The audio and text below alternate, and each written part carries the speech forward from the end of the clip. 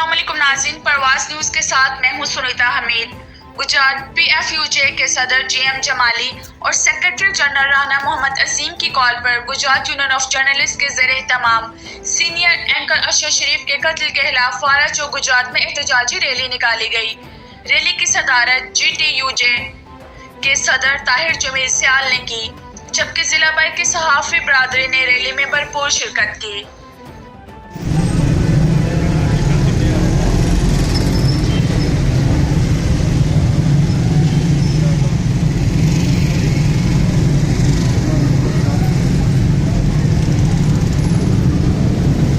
A division Anjum और दीगर एहलकार अपनी ड्यूटी सर अंजाम देते रहे।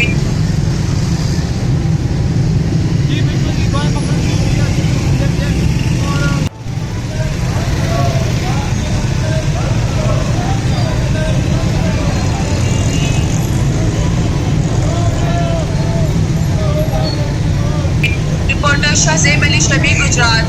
मसीद